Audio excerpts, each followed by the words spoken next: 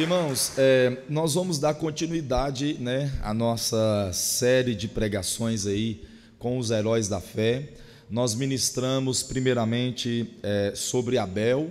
Domingo passado eu ministrei sobre Enoque e hoje irá pregar sobre Noé, Nós vamos falar um pouco sobre a vida de Noé. Então, por favor, abra sua Bíblia em Hebreus capítulo 11, verso 7, por favor. Quero só lembrar os irmãos que amanhã, segunda-feira, nós estaremos orando no monte, 8 horas aqui na porta da igreja. Na terça-feira nós temos células, amém, irmãos? Nós iremos ler Hebreus capítulo 11, verso 7, por favor. Mais um aviso: quarta-feira nós temos seminário bíblico, quinta-feira nós temos culto de oração, domingo pela manhã tem escolinha, Nós já temos aí três domingos que nós não temos escolinha, por motivo de força maior, e domingo que vem nós vamos ter, em nome de Jesus, amém? Vixe, ficou alto, viu? Hebreus capítulo 11, verso de número 7. Quem encontrou, diga amém. Vamos ler. Pela fé, Noé, divinamente avisado das coisas que ainda não se viam, temeu, e a salvação da sua família, preparou a arca, pela qual condenou o mundo e foi feito herdeiro da justiça, que é segundo a fé. Amém? Feche os olhos. Senhor, obrigado pela tua palavra, obrigado por este momento de podermos usá-la e aprendermos dela. Deus, pedimos agora que o teu Espírito nos ajude a pregar, me ajude a pregar e nos ajude a entender, Pai, para que possamos assim praticá-la e glorificar o teu nome. Em nome de Jesus, pedimos o Senhor, estenda as suas mãos para conosco, ó Deus, abra o nosso entendimento e que os nossos corações estejam inclinados, ó Deus, a ouvir a tua voz, pois sem a tua voz, Deus, ó Pai amado, não conseguiremos entender e nem compreender. Nos abençoe, em nome de Jesus, amém e amém. Queridos, nós vamos hoje falar um pouco sobre Noé. E eu preciso que você continue com a sua Bíblia aberta, por favor, só que agora no livro de Gênesis, por favor, e você vai deixar a sua Bíblia aberta aí no capítulo de número 6 de Gênesis, porque é lá que nós vamos utilizar para aprender um pouco sobre a vida de Noé. Logicamente que eu não vou abordar a vida dele toda, porque a história é bem longa, e eu não quero trazer uma mensagem superficial para os irmãos. Eu quero trazer algo mais profundo, algo de Deus para o seu coração. E com isso nós vamos ler o capítulo 6, a partir do verso de número 5. E nós vamos aí versículo por versículo, até chegarmos o versículo de número 14, que é o ápice aqui do nosso sermão. Capítulo 6, verso 5, quem encontrou, diga amém. Vamos lá, e a partir de agora nós vamos utilizar só isso, deixa a sua Bíblia aberta aí. Capítulo 6, verso 5, está escrito assim: viu o Senhor que era grande a maldade do homem na terra, e que toda a imaginação dos pensamentos do seu coração era má continuamente. O que acontece aqui? A partir do verso do capítulo 6, nós temos aqui uma introdução. O patriarca Moisés, que foi que escreveu o livro de Gênesis, ele vai fazer uma pequena introdução do contexto de que o mundo estava vivendo, qual era a real situação e qual era a real condição que o mundo estava vivendo, se estabeleceu nesta era ou nesta época de Noé. Então você vai perceber que aqui no verso de número 5, o escritor, o Moisés, ele começa dizendo assim, ele inicia o versículo dizendo assim: viu o Senhor que viu o Senhor que era grande a maldade do homem. Verso de número 5. Quando ele inicia dessa forma, dá a impressão que Deus ele não fazia parte da vida do homem. Mas aqui não é no sentido que Deus ele criou o homem e abandonou. Muito pelo contrário, a Bíblia vai nos mostrar claramente que o homem estava vivendo em um declínio espiritual, estava vivendo uma vida tão distante de Deus, que Deus não era, ou Deus não fazia mais parte dos planos do homem. O homem tinha a sua vida, o homem tinha os seus afazeres, e Deus não encaixava nessa vida, Deus não encaixava nesses afazeres. É por isso que o versículo de número 5, ele inicia dizendo assim: e viu Deus que o homem era mau, dando a entender que Deus estava num lugar distante, e que de repente Deus se assusta com a maldade do homem. Mas não é porque Deus criou e abandonou o homem, mas pelo contrário, Deus criou, formou o homem, e o homem por si só abandonou Deus, deixou Deus de lado, colocou Deus por escanteio, colocou Deus em outra situação, em patamares menores. E vocês vão perceber que nesse mesmo versículo, Moisés ele vai mostrar, vai revelar qual era a situação moral e espiritual dos homens. Ele vai utilizar duas palavras para exemplificar isso. Ele vai utilizar uma palavra chamada, a primeira palavra que é imaginação, e a segunda palavra que é coração. O que significa dizer? Significa dizer que os homens na época de Noé, eles, além de estarem distante de Deus, longe de Deus, a sua imaginação, a sua mente, tanto também o seu coração, tanto ela mal, estava completamente revestido de trevas, recheado de trevas. E quando ele utiliza a palavra imaginação, ele está falando no sentido superficial. E quando ele utiliza a palavra coração, ele está dando no sentido mais profundo. O que quer dizer isso? Quer dizer que os homens na época de Noé eram homens que tinham pensamentos e atitudes profundamente malignas. Os homens nesta época eram profundamente mergulhados, imersos em uma vida promíscua, em uma vida de pecado, em uma vida de maldade. Tanto é que se você ler os versículos mais à frente, o texto vai dizer que o caminho do homem se corrompeu, toda a carne se corrompeu diante do Senhor. Esta era a situação que se encontrava o mundo. Todo o mundo, ou todos os homens existentes na terra, eram mergulhados tanto na imaginação, no sentido superficial, como no seu coração, no sentido profundo. Ou seja, eles estavam imergidos, eles estavam mergulhados dentro de uma profunda vida de trevas, promiscuidade e pecado, e distante do Senhor. Esta era a situação que eles estavam vivendo. Agora leia comigo o verso de número 6, por favor. Verso de número 6 do capítulo 6. Ele vai dizer assim: então arrependeu-se o Senhor de haver feito o homem na terra, e isso lhe pesou no coração.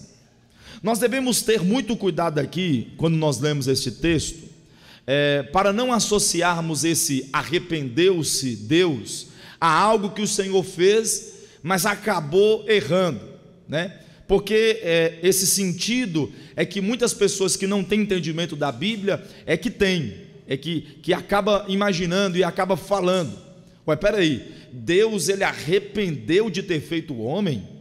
Deus ele fez o homem, e depois de ter feito o homem, viu que o homem estava mal, mergulhado no pecado, ele se arrepende e quer consertar as coisas, nós temos que ter muito cuidado quando nós fazemos esse tipo de afirmação, porque não é isso que o texto está falando. Porque quando eu digo que Deus se arrependeu, eu estou dizendo que Deus erra. E porventura Deus erra? A resposta é sempre não. Deus, não há erro em Deus, não há sombra em Deus, não há variação em Deus, não há dúvidas em Deus. Aí alguém deve estar pensando assim, mas por que a Bíblia está dizendo que Deus se arrependeu? Nós temos que entender que existe uma palavrinha na teologia que é chamada de antropomorfismo. O que é antropomorfismo? É o costume de atribuir características humanas a Deus. Como por exemplo, Deus se entristeceu. Porventura Deus se entristece? Outro texto diz assim, Deus está irado, nervoso. Você imagina Deus vermelho de raiva? Temos outros textos bíblicos que falam assim, a mão de Deus está estendida por nós. Deus realmente tem uma mão humana como a minha, como a sua? Outro texto que diz assim, como esse texto que nós acabamos de ler, Deus se arrependeu. Isso é antropomorfismo. Eu estou utilizando figuras humanas para Deus. Para que você possa entender melhor, é Deus se comunicando com o teu povo, é Deus se revelando aos seus filhos, porque assim não teria outra maneira do qual Deus falar conosco. Para que você possa entender melhor, pegue agora uma sala, coloque essa sala cheio de crianças, pegue um homem, um doutor, PhD aí em medicina, e pede esse homem, esse PhD, esse médico, esse doutor, para dar uma aula de medicina para crianças de 3, 4 anos de idade. Porventura, aquelas crianças vão entender alguma coisa? Vão absorver alguma coisa? Elas só vão poder entender e absorver alguma coisa se esse doutor aqui, médico, palestrar para aquelas crianças de forma que elas entendam. Ele vai utilizar o quê? Figuras, ele vai usar a mesma linguagem de criança. É isso aqui que a Bíblia está nos mostrando. Deus, ele vai utilizar uma linguagem nossa para entendermos o que está acontecendo na eternidade com Deus, porque se Deus escreveu o que realmente está sentindo, o que está vivendo, está passando, nós não compreenderíamos. Então Deus utiliza o nosso sentimento, Deus utiliza a nossa linguagem, Deus utiliza a nossa figura, Deus utiliza aquilo que nós conseguimos entender para ele se revelar e explicar para nós. Então a pergunta é: porventura, existe em Deus arrependimento? Não. Essa palavra arrependimento, ela foi posta aqui simplesmente para você entender qual era o sentido, qual era o propósito. A palavra arrependimento aqui, na realidade, ele está dando indicação que a partir de agora, Deus vai começar uma nova era na terra. Qual era a era que estava presente? Era uma era de homens maus, era a era de homens pecadores, era uma era de homens totalmente promíscuos, imergidos, mergulhados numa vida de devassidão, de uma vida promíscua, de uma vida de trevas, e que Deus se arrepende. Na verdade, a palavra arrepende é Deus muda agora a era, ele vai tirar essa era de maldade e vai iniciar uma nova era agora diante da terra. Quem me entende, diga amém. Então, isso que quer dizer o verso de número 6. Verso de número 7, vamos continuar lendo o texto. Verso de número 7, capítulo 6 de Gênesis, está escrito assim: e disse o Senhor: destruirei a face da terra o homem que criei, tanto o homem como o animal, os répteis, as aves dos céus, porque me arrependo de haver feito. Mais uma vez ele utiliza aqui o antropomorfismo. Só que eu queria que você entendesse uma coisa, que nesse verso aqui fica claro que o objetivo de Deus era fazer uma restauração completa. Eu não acabei de falar que o mundo estava em trevas, em chamas, em pecado, e que Deus utiliza a palavra arrependeu porque ele vai fazer uma nova mudança? esse verso que nós acabamos de ler, fica muito claro que o propósito de Deus a partir de agora é fazer uma restauração por completa no mundo. E isto incluiria dentro dessa restauração, Deus ia incluir dentro dessa restauração, além de restaurar o homem, Deus também ia restaurar os animais, os répteis e as aves dos céus. Ou seja, toda a terra, todo ser vivo seria restaurado por Deus. E aqui eu queria fazer uma pequena observação interessante, que nós conseguimos enxergar isso à luz da Bíblia, que todas as vezes, escute bem, a terra, ela sempre vai ser atingida por causa do pecado do homem.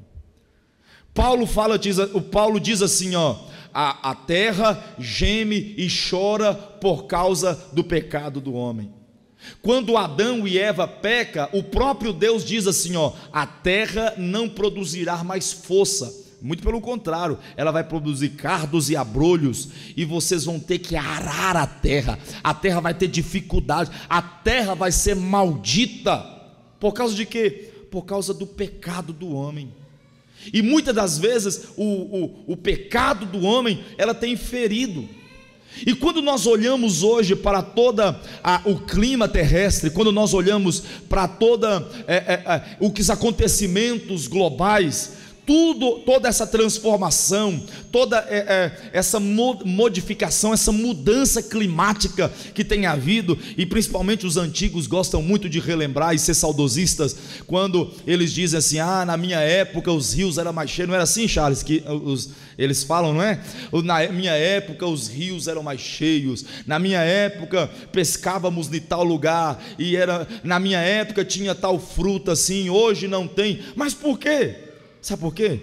É porque o pecado do homem, ele está atingindo tão fortemente a moral, o espiritual, e também atinge as questões terrestres, atinge também as questões sociais, atinge também todas as esferas e todas as camadas da sociedade. O pecado, ele é uma gangrena. O pecado, ele é um câncer, que ele vai carcomendo, engolindo, trazendo podridão de dentro para fora. É isso que o pecado faz, é isso que o pecado fez nessa era de Noé, e que Deus estava disposto a fazer uma nova restauração, a trazer uma restauração, uma nova vida, uma nova história ser escrita na terra. Deus estava disposto a fazer isso para com a terra. E deixa eu parar um pouco a mensagem aqui para te falar um negócio aqui. Deus também está disposto a fazer restaurações completas em pessoas aqui essa noite. Se Deus estava disposto a fazer uma restauração completa nesta época aqui, Deus ainda continua, e pelo fato de você ter vindo aqui, não foi porque você foi convidado, ou porque tinha outra coisa, não tinha outra coisa melhor para fazer, não, você está aqui porque Deus, ele tem um propósito de trazer uma restauração completa dentro do seu coração, dentro da sua alma, dentro da sua vida. Mas escute bem, quando Deus restaura, muitas vezes nós perdemos muitas coisas. Quando Deus restaura, morre-se muitas coisas na nossa vida. Perdemos muita coisa na nossa vida. Porque quando houve esta restauração, no dilúvio, aqui no capítulo 6, na época de Noé, muitas pessoas morreram. Muitas casas foram destruídas, muitas coisas foram perdidas. E muitas vezes, quando Deus faz isso em nós, Deus exige de nós esse tipo de mudança, esse tipo de sofrimento, esse tipo de desapego na nossa vida também. Se você realmente quer a restauração de Deus na sua vida, se prepare para viver os melhores dias da sua vida, mas também se prepare para vivenciar dificuldades e lutas, porque todo cristão, ele passa por lutas e por provas. Todo e qualquer cristão, ele passa por dificuldades, principalmente aqueles que são mais usados por Deus. É interessante, eles são os que mais Deus pesa a mão, são os que mais Deus prova, Por quê? Porque diz as Escrituras que o ouro, quanto mais fogo nele, mais ele ilumina.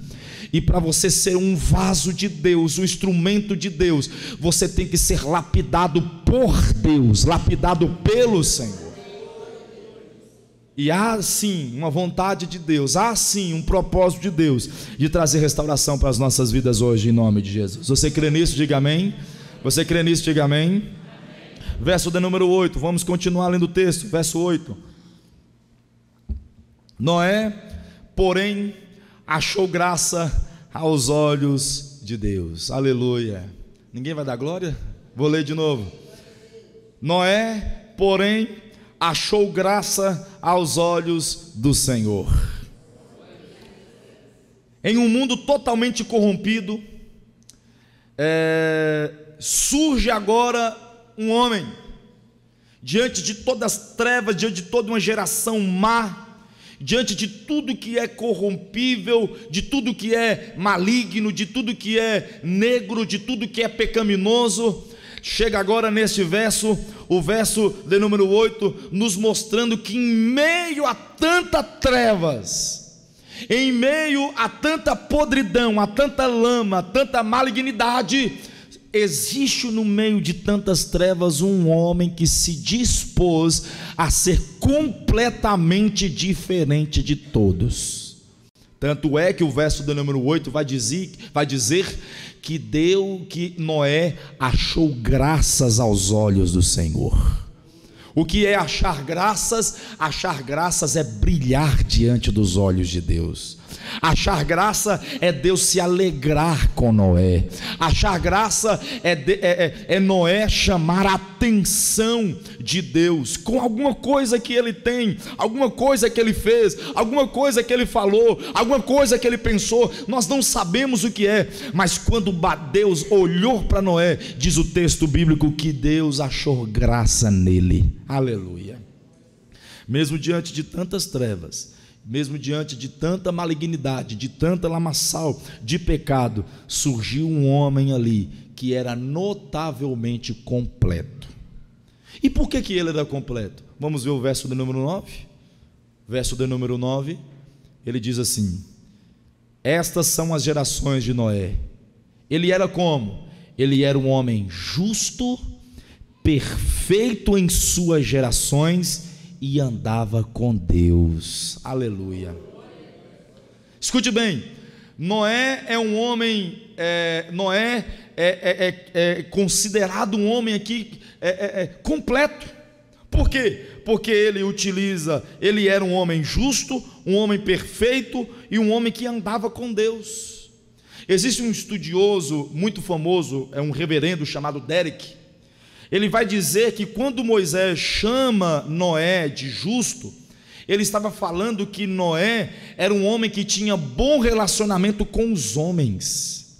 Escute bem, Noé vivia em uma época onde os homens eram maus, e mesmo assim, com toda a maldade do homem, Noé ainda conseguia ter um bom relacionamento com eles.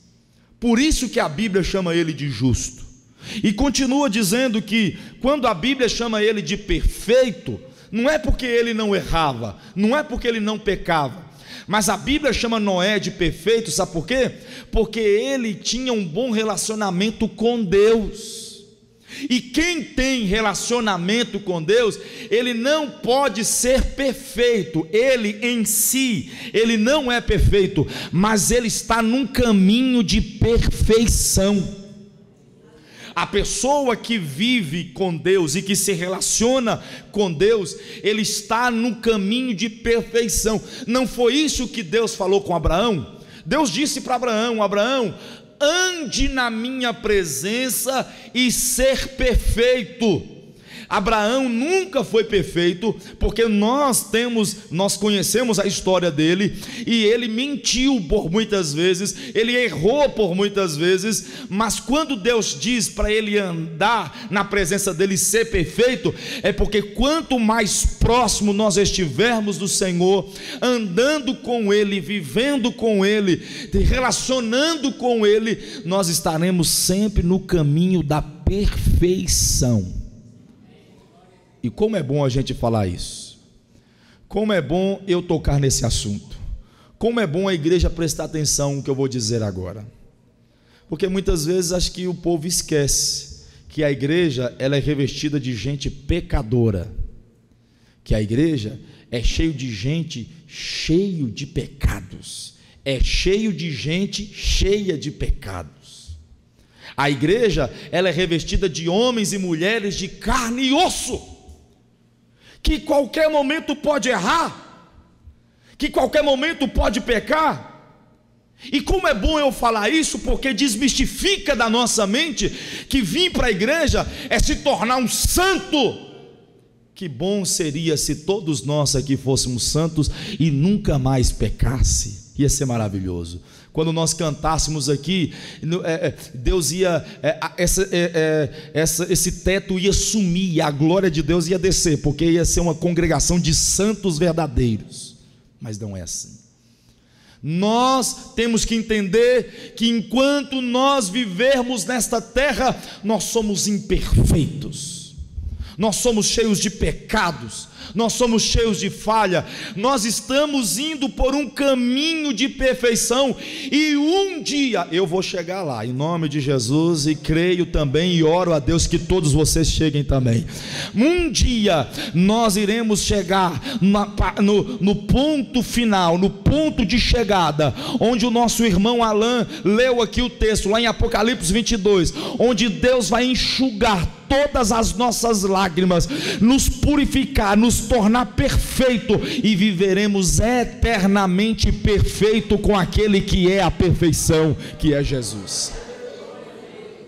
Mas enquanto vivermos na terra, enquanto sermos envolvidos por esta carne, estes ossos, por esse corpo, essa mentalidade pecaminosa que temos, vamos sim errar, pecar, fraquejar. Noé é chamado de perfeito porque ele andava com Deus. Nós não somos perfeitos na nossa essência, não, mas tem dentro de nós aquele que é perfeito, que é o Espírito Santo de Deus, e ele vai te ajudar a chegar nesse ponto de chegada, nessa linha final, em nome do Senhor Jesus. Quem me entende, diga amém. Verso de número 10, por favor. Glória a Deus. Gerou Noé 3 filhos. Quais os nomes dos filhos? Sem, Cã e Jafé. A família de Noé era composta por 8 pessoas: Noé e a sua esposa, os seus 3 filhos e as suas respectivas esposas. Perceba que aqui existe um diferencial. Qual é o diferencial? O diferencial é Noé. Quem me entende, diga amém. Para você entender, olha para você compreender o que eu vou dizer. O diferencial aqui é Noé. Por que Noé é diferencial? Noé é diferencial porque o mundo em redor está em pecado, distante de Deus, e ele está andando com o Senhor. Esse é um destaque, esse é um diferencial. O segundo diferencial de Noé é que a santidade de Deus sobre a vida dele não era só sobre ele. A influência dele alcançou também a sua casa. A sua casa também entrou no mesmo ritmo, na mesma direção, foram nos mesmos caminhos que o seu pai Noé. Isso indica 2 coisas: primeiro, que ele foi um homem sábio para influenciar a sua casa, e segundo lugar, a bênção de Deus que estava sobre Noé alcançou também os seus familiares. Porque é isso que acontece conosco. Quando você caminha na presença de Deus, você é abençoado. Quem quer ser abençoado, diga amém. Então ande com Deus, viva com Deus, ame a palavra de Deus, ore a Deus. E eu vejo um monte de gente reclamando, dizendo: a minha vida não muda, eu estou passando muita prova, eu estou pensando em desistir. Sabe por que muitas vezes você pensa isso? A sua vida não transforma, porque você não ora, você não tem uma vida de oração, você não caminha com Deus, você não se relaciona com Deus, não há brilho de Deus em você. E é por isso que muitas vezes você vive a mesma monotonia da vida. e não há nada, não há mudança, não há transformação, não há alegria, não há paz dentro do seu coração, porque você tem falhado em andar com Deus. Escute bem, quando você anda com Deus, você é abençoado, e consequentemente a sua família também é. A Bíblia diz que o marido que não é crente, não é cristão, a esposa santifica o marido. Olha que coisa interessante. A Bíblia diz que a mão do Senhor protege os nossos filhos, a nossa casa, os nossos bens. A seta que voa de dia, a mortandade que anda pela escuridão, pode andar, mas praga nenhuma chega à nossa tenda. O que significa dizer que Deus, Ele protege a nossa casa, mas nós devemos andar com Deus, andar com o Senhor. A família de Noé, ela foi diferenciada, porque Noé, ele foi diferenciado, ele tinha uma vida com Deus, ele andava com Deus. Amém? Agora eu quero que você entenda um negócio aqui, que é agora o ápice da pregação, que para você entender. Até este exato momento, eu estou falando de algo que é completamente normal. Por que normal? Eu estou falando de um mundo pecaminoso, de homens que não querem Deus, de homens que não desejam Deus. Eu estou falando de um mundo que é mergulhado em trevas. Existe alguma diferença nesta época de Noé para a época de hoje? A resposta é não. O mundo hoje continua não querendo Deus, não desejando Deus, mergulhado em pecado. Dentre esta época de Noé, deste mundo de pecado, surge um homem que quer servir a Deus, que é chamado por Deus, que anda com Deus. Até este exato momento, não tem nada aqui diferencial, não tem nada diferente. É uma história normal, é uma história que acontece até nos dias de hoje. Mas a partir do verso de número 14, tudo vai mudar na vida de Noé. E é aqui que eu quero que você preste atenção, que é a partir do verso de número 14, é que vai credenciar Noé a entrar no rol dos heróis da fé. É a partir de agora, do verso 14, que nós conseguimos entender o porquê que ele entrou neste rol dos heróis da fé. Por favor, vamos ler o verso de número 14, para você entender então o que é a diferença de tudo. Verso 14 diz assim: é Deus falando com Noé, Deus falando com Noé. Deus diz assim para Noé: faz para ti uma... Quem está comigo diga amém. Então acompanhe o texto, repita por favor. Faz para ti uma arca, de quê? De madeira, de cofer, e farás compartimentos na arca, e revestirás de betume por dentro e por fora. Escute bem, eu estou narrando a história de uma história normal até agora, de um mundo pecaminoso, mas que entre o mundo pecaminoso existe um que decidiu ser fiel ao Senhor. Só que a partir do verso 14, a história agora vai mudar. Por quê? Porque o Deus dos céus, do qual Noé andava, pediu Noé para fazer uma arca. E esta arca, ela serviria para quê? Ela serviria para abrigá-los, porque viria uma grande destruição. Deus destruiria a terra. De que maneira que Deus destruiria a terra? Com água, pelo dilúvio. Cairia água do céu, choveria, e toda a raça humana seria dizimada. E não somente os homens, mas animais, répteis, aves dos céus, todas elas seriam dizimadas. Então ele deveria construir o quê? Uma arca para se salvar. Digam amém. Só que é aí que entra o grande mistério. Para que você possa entender o tamanho do pedido de Deus, volte lá para Hebreus capítulo 11, por favor. Hebreus capítulo 11, verso 7.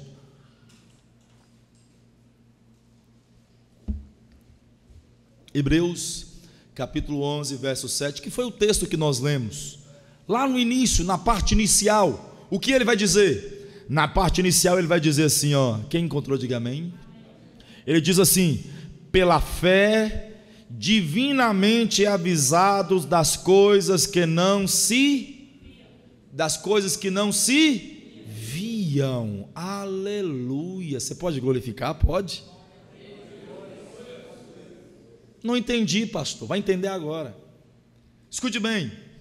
Noé, além de preparar uma enorme arca, que levaria mais de 100 anos para ser construída, arca esta feita de madeira, enorme, gigantesca, cheio de compartimento, betumada por dentro e por fora, que levaria mais de 100 anos para ser construída.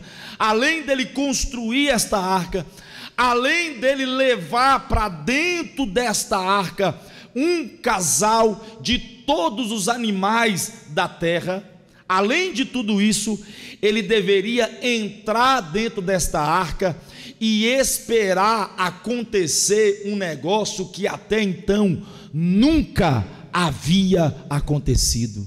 E o que era? O dilúvio? Não, chuva. Até este exato momento na terra não chovia. A Bíblia diz que a terra era regada por um vapor, não caía chuva na terra nesta época de Noé, não se chovia. É por isso que o autor aos Hebreus vai dizer assim, ó, pela fé Noé, divinamente avisado das coisas que não se via. O que não se via? Não se via água cair do céu, não se sabia o que era chuva, não se sabia o que era tempestade, não se sabia o que era garoa, não se sabia o que era orvalho, não se sabia o que era cair água do céu e regar a terra, porque não existia. Agora imagine aqui comigo, um homem que demora mais de 100 anos para construir uma arca betumada por dentro e por fora, enorme, gigantesca. Além de construir uma arca desse tamanho, colocar dentro dela um monte de animal, entrar dentro dela e esperar cair do céu um negócio que nunca caiu. É nesse momento que Noé entra no rol dos heróis da fé, porque a sua fé excedeu o extraordinário. E olha para você ver que a fé dele vai além, quando você vai lá para o capítulo 7, vamos para o capítulo 7, volte para Gênesis por favor, volte lá para Gênesis, capítulo de número 7, verso de número 4, eu quero que você imagine aqui comigo o que passou na cabeça de Noé, imagine aqui comigo o que passou na cabeça de Noé, lá no verso de número 4, verso de número 4, capítulo de número 7 de Gênesis, está escrito assim: porque passado ainda 7 dias farei chover sobre a terra. Ei, olha para mim. Ele constrói uma gigantesca arca, betuma ela de dentro e por fora e por dentro, enche essa arca de casal de animais, de todos os animais conhecidos da época. Ele entra para dentro desta arca e fica lá durante 7 dias, esperando acontecer um negócio que nunca aconteceu. Imagine as pessoas passando ao redor e vendo aquela arca sendo construída. O que disseram para Noé? O que falaram para ele? Você consegue imaginar quais eram as palavras que aquele povo mau, aquele povo mergulhado em pecado dizia para Noé?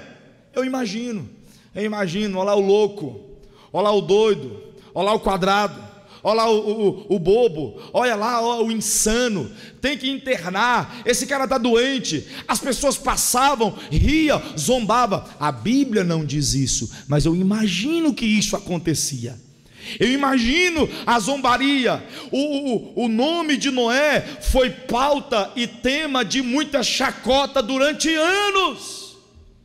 E quando todo mundo pensou que a história de Noé tinha acabado, ele pega um tanto de animal, entra dentro de uma arca e fica lá 7 dias enclausurado dentro.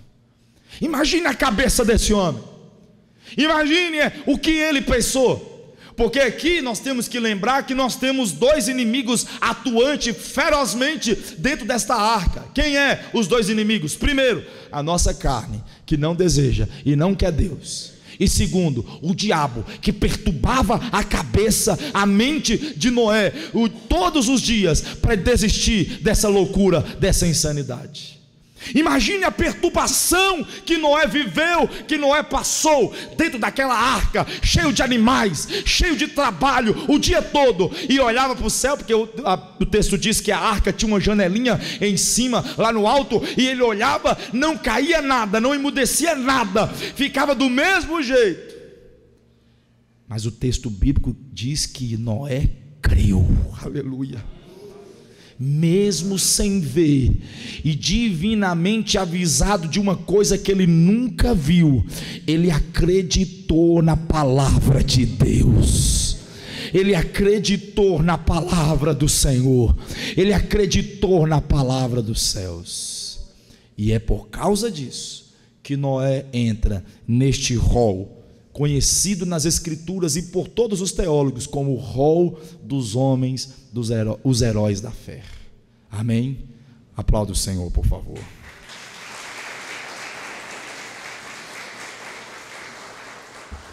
O que nós aprendemos aqui, para mim finalizar, o horário já acabou. O que nós aprendemos aqui nessa história que nós acabamos de ler? Primeira coisa que nós aprendemos, que desde o princípio os homens já desprezavam Deus. Desde o princípio nós enxergamos aqui o homem não querendo Deus, não se relacionando com Deus. Tanto é que lá em Romanos, capítulo de número 1, verso de número 19, está escrito assim: portanto, o que Deus se pode conhecer, nele se manifesta, porque Deus lhe manifestou, porque as suas coisas visíveis, desde a criação do mundo, tanto do seu eterno poder como a sua divindade, se entende claramente e se vê pelas coisas que são criadas, para que fiquem inexcusáveis, quanto à que conhecida por Deus, não glorificaram como Deus, mas deram graças. Antes, em seus discursos, desvaneceram seu coração insensato e obscuro, e dizendo-se mais sábio, tornaram-se loucos, mudando a glória de Deus incorruptível em semelhança à imagem de um homem corruptível, de aves, de quadrúpedes, de répteis. Por isso, escute bem, olha o que Paulo fala. Paulo diz assim, e por isso Deus os abandonou. Entenda o que Paulo está dizendo. Paulo está dizendo que Deus, ele veio na terra e se revelou ao homem. De que maneira que Deus se revela ao homem? Através da natureza. Porque quando eu olho para a natureza, não tem como, irmão, por favor, me perdoe se alguém crê assim, me perdoe, mas não existe como uma explosão criar a perfeição dessa terra. Não existe como um Big Bang, uma grande explosão, arrumar, ajeitar. Pelo contrário, uma explosão ela faz destruir, ela faz bagunçar. Na terra foi ao contrário, dá uma explosão e tudo se organiza. Não tem como eu falar não tem como eu não dizer que há um ser superior, e o nome dele é Deus, que formou todos os céus e toda a terra. Então quando eu olho para a criação, eu vejo Deus. Deus está estampado no pôr do sol. Deus está estampado nas músicas e nos cânticos dos passarinhos pela manhã. Deus está estampado no balançar das palmeiras. Deus está estampado na natureza, no homem, na mulher, em toda a criação tecnológica. É a mão de Deus, e o Deus falando: eu sou verdadeiro. Então toda a criação revela a Deus. Toda a criação mostra a Deus, mas o texto bíblico diz que os homens viram Deus e rejeitaram Deus, não quiseram Deus. Além de Deus se revelar através da natureza, Deus se revelou através do seu Filho Jesus Cristo lá na cruz do Calvário. Você sabe o que os homens fizeram? Os homens não quiseram Deus, não amaram Deus, pelo contrário, fizeram um monte de escultura, fizeram um monte de imagem, de homem, de quadrúpede, de aves, e se prostraram diante deles, fizeram-se sábios de si mesmo. Então tá, já que vocês não me querem, o verso de número 21, Deus os abandonou. Deus não se compactua, Deus não tem mais contato. Você sabe por que o mundo ainda não implodiu? Você sabe por quê? Ainda não explodiu a terra, a sociedade não explodiu, porque Deus está segurando. Ainda existem homens e mulheres dentro desta terra. Deixa eu repetir para você glorificar. O mundo ainda não foi destruído, implodido, destruído, sabe por quê? Porque ainda existem homens e mulheres nesta terra que são o sal e a luz desse mundo. Digam amém. E pelo fato do homem não querer Deus, não fica pensando que Deus vai ficar correndo atrás de você, batendo na porta do seu coração. Vem, me aceita, meu filho.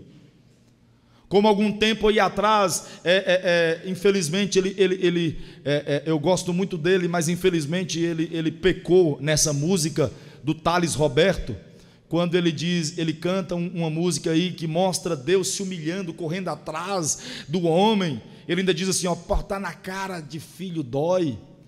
Aquela música ela é totalmente contrária ao que diz as Escrituras. As Escrituras nos mostram que se o homem não quer Deus, olha o que o texto diz: Deus os entregou, Deus os abandonou, Deus não se relaciona, Deus não corre atrás.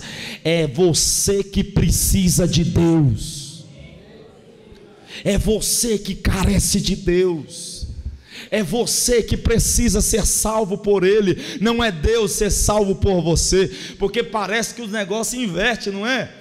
Parece que o negócio inverte. A gente quer obrigar Deus. Meu irmão, se você entendesse quem é Deus e compreendesse Deus através da Bíblia, você quando fosse orar, não vinha tupetudo igual infelizmente um monte de gente vai para Deus. Eu te obrigo, o senhor tem que fazer. Meu irmão, para com isso, para com isso. Quando você for chegar diante de Deus, abaixa a cabeça e fala: Senhor, eu não sou digno nem de olhar para o céu, muito menos ser chamado teu filho, tem misericórdia de mim. E aquele que for humilhado, Deus exaltará. Aquele que humilhar debaixo da potente mão do Senhor, no tempo oportuno, Deus o exaltará. Por isso, é você que depende de Deus, é você que carece de Deus. E o texto nos mostra que os homens não quiseram Deus. E o que Deus fez? Correu atrás? Não, pelo contrário, Deus restaurou a frota. Deus restaurou o mundo, porque os homens não queriam Deus. Quem queria Ele, sabe o que Deus fez? Deus protegeu.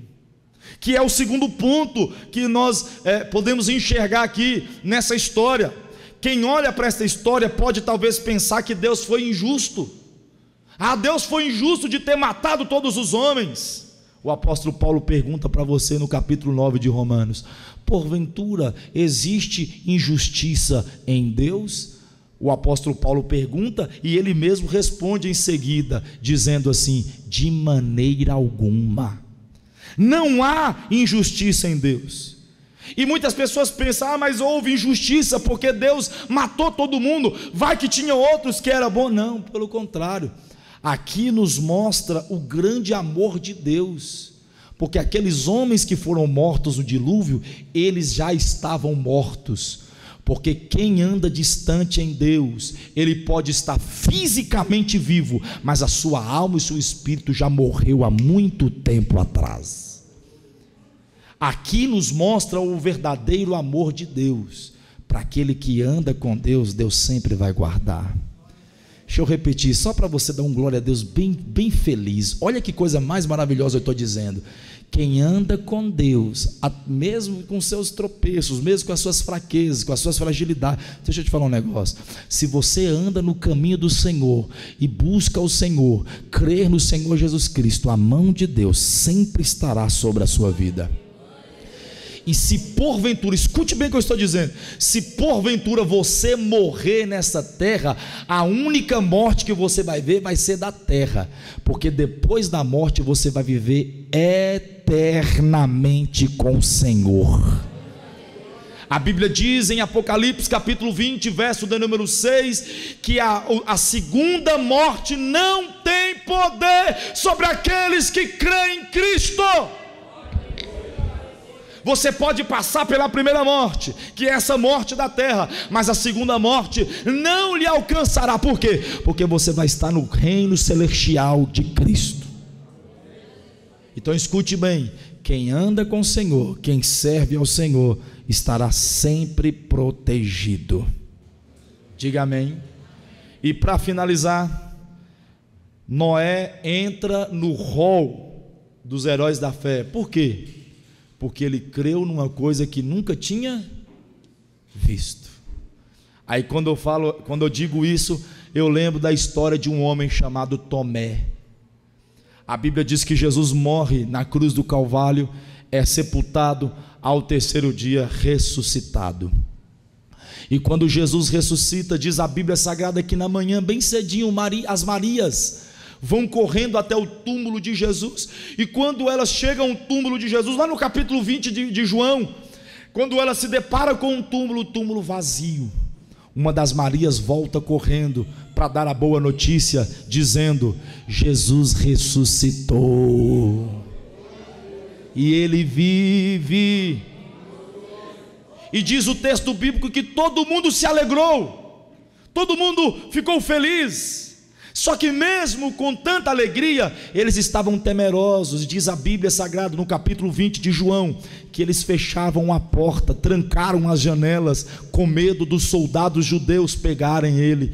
E no momento que eles estão reunidos dentro daquele quarto, dentro daquela sala, com portas e janelas trancadas, quem aparece no meio deles? Jesus Cristo.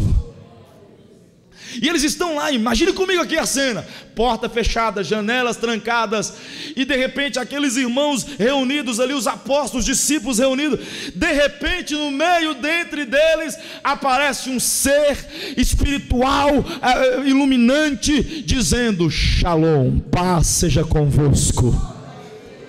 Quando eles olham, é Jesus de Nazaré.